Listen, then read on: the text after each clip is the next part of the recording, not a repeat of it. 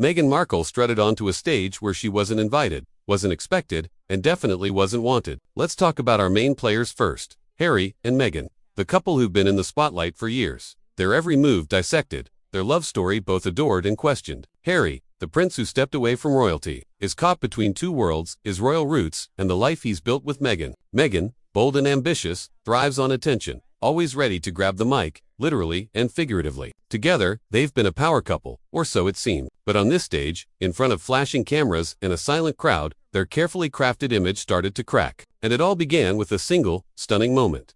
Harry was in the middle of his speech, gripping the microphone, his voice steady, when Meghan slipped in behind him like a shadow. She tapped his shoulder, a move that screamed, "I'm here. Notice me." For a split second, the cameras caught Harry's face, surprised, maybe even annoyed, as if he'd forgotten she was there. Now, here's the jaw-dropper. Harry didn't hand her the mic. Sounds small, right? A husband not sharing the microphone with his wife, but if you know their history, this was huge. Harry used to practically beg hosts to give Meghan the spotlight. Remember that time he pleaded with an announcer to pass her the mic, only to be brushed off with a laugh. Back then, Harry was all about lifting Meghan up, but this time, he held that mic tight, like it was his lifeline. And in that one choice, everything shifted. The room's reaction said it all. No claps, no cheers, just dead silence. Meghan stood there, frozen, expecting the crowd to light up for her. Instead, they gave her nothing. She'd crashed Harry's moment, and the audience wasn't having it. The awkwardness was palpable, like watching someone walk into a party they weren't invited to. When the silence became too much, Meghan didn't just walk off, she stormed off, her exit as loud as her entrance.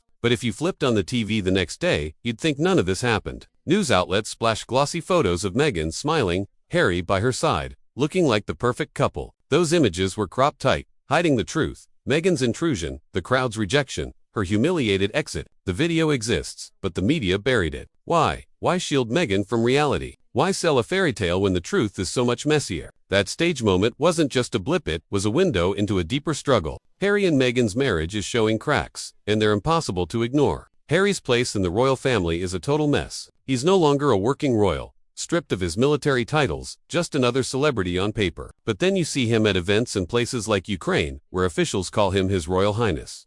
That's not random. State events have strict rules, and that title means someone at Buckingham Palace gave the green light. So, while headlines scream Harry's out, the palace's moves tell a different story. And it gets weirder. Some reports claim Harry's got a public gig with King Charles lined up in 6 years. 6 years? That's so oddly specific it raises eyebrows. Is the palace playing games, dangling a reunion to keep Harry and Meghan in the news? Their brand alive, their bank accounts full. The mixed signals are no accident. One day, Harry's half in, the next, he's cut off. The flip-flopping keeps everyone guessing, and in that confusion, Meghan keeps pushing. Meghan's always been the one to seize the moment, to step into the spotlight, whether it's hers or not. On that stage, she expected to shine, but it backfired. She showed up in a designer gown that should have screamed elegance but looked sloppy, buttons undone, spray tan, overdone, like she was trying too hard. And when she stood next to Harry, waiting for applause, she got blank stares instead. The organizers even made sure she stayed on the sidelines after that, a quiet but savage demotion. For someone who lives for the spotlight, being ignored is the ultimate blow. You could see it in her face, that big, forced smile that didn't reach her eyes, hiding the fury underneath. It's a look Meghan's worn before, smiling through rejection, keeping up the act even when it's falling apart.